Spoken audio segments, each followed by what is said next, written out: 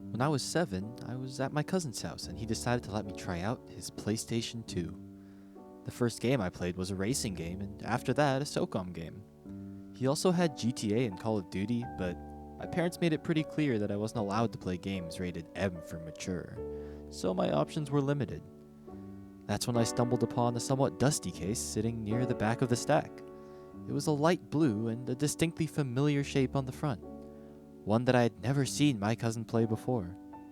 The title emblazoned on the front cover was, of course, Ace Combat 4: Shattered Skies. The game loaded in, and I was met with a title screen that, unfortunately, I would soon forget. The game, which was incredibly fun and had great graphics, went a little over my childish head. I had no interest in the story, so I simply skipped the cutscenes to get straight to the gameplay. Even back then, I was an amateur pilot with no redeeming qualities other than the fact that I had selected the very easy difficulty in the main menu. I crashed and burned, and oftentimes died trying to pull off stunts that I would later realize are simply impossible.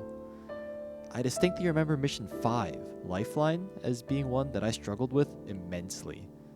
I didn't know that there were planes with air-to-ground specialty weaponry, and instead I just picked the coolest looking plane each time. On top of that, since I didn't pay attention to the story or dialogue, it never occurred to me that I was supposed to run away from Yellow Squadron. So instead of doing that, I spent the entire block of time trying to shoot them down. At this point, I had lost a ton, so I gave up on the game, and for a few weeks, that would be the furthest I got. When I did eventually come back to the game, I paid a little more attention and realized what my actual objective was. After that, thanks to skipping through every cutscene, I finished the game in no time. It was distinctly fun, exhilarating, and gratifying to become the ace pilot whose name struck fear into the enemies. The feeling of being Mobius 1, an unstoppable hero who single-handedly brought his side to victory, was something that I would never really forget. Unfortunately, that would be the end of my Ace Combat adventure for a long, long time.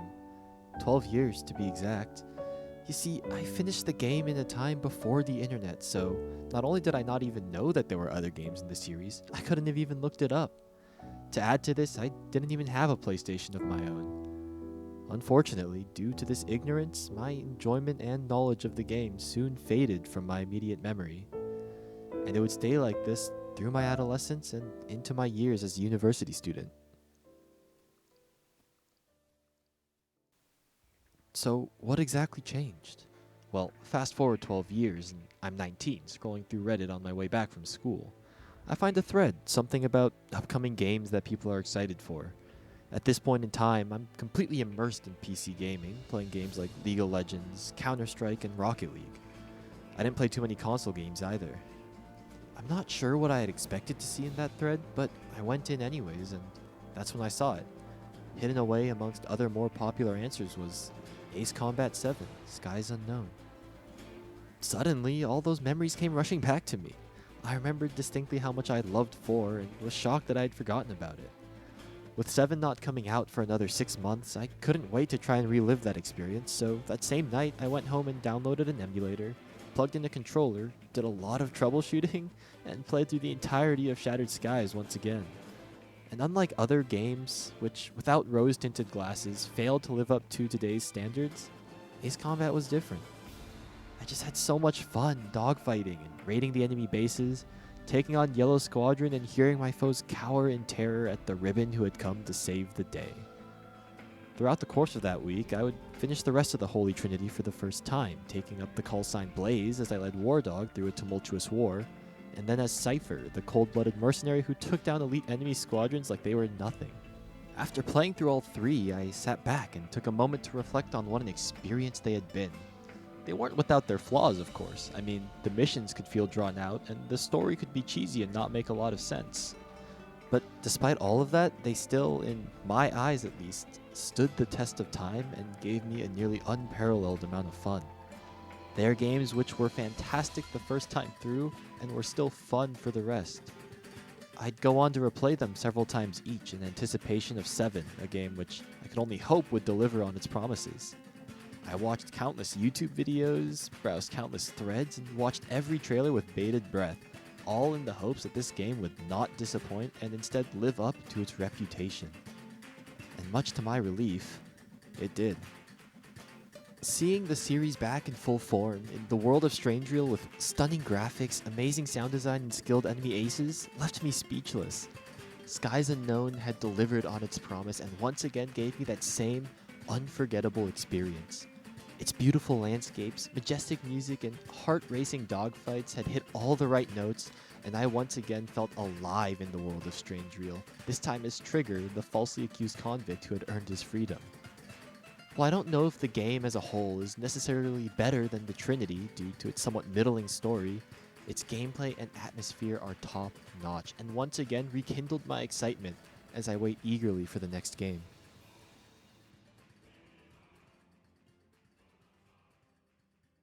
So, why exactly did I make this video? To be honest with you, I'm not sure myself. I guess part of me just wanted to share my story with Ace Combat and why it means so much to me, and I guess I also just wanted to show my appreciation for the game and the company who makes it. And I guess I wanted to finish by saying this. There's definitely something special about Ace Combat. Hidden away amongst the over-the-top storylines, the arcadey dogfights, and the heart-pounding music is a series that is brimming with charm. The world of Strangereal is brought to life through the efforts of Project Aces, and I couldn't be more thankful for it. The experience that I get from Ace Combat is unlike that of any other game, and even when I inevitably grow bored of the current ones, I don't think I'll ever truly stop playing them. Every so often, I always find myself with the Ace Combat itch and end up flying through some old missions to relive the experience. Feels like no matter what I say, Ace Combat will never truly get old for me. And you know, this game isn't for everyone, and it never will be. But when it hits you hard. We all know it. Even when the missions drag on, even when the enemies become boring, and even when all you can do is run for your life as you're hounded by an enemy ace, there will always be those classic Ace Combat moments that keep us coming back for more. The ones where you can't help but let out a smile or get goosebumps as you're overwhelmed by awe and wonder. When the combination of stellar gameplay, incredible music, and the lovable chatter of your allies comes together to create something truly inspiring. Perhaps I've been spoiled by moments like these because now I don't have fun playing other games involving flight. And trust me, I tried. DCS, World of Warplanes, and even Hawks, none of them really ever clicked for me. I guess that makes me a casual, seeing as I don't know all about the in-depth lore of Ace Combat, nor do I have any real knowledge about aviation or airplanes. On top of that, I haven't even went out of my way to play 6 or the 3 games before 4. I never got a chance to play Infinity because that one went offline before I knew what it was. And yet, despite all of this, I still consider Ace Combat to be one of my favorite series of all time. It isn't a series that deeply moves you with a profound narrative. I mean, the games do carry anti-war motifs, but it's easy to forget that amidst an action-packed dogfight.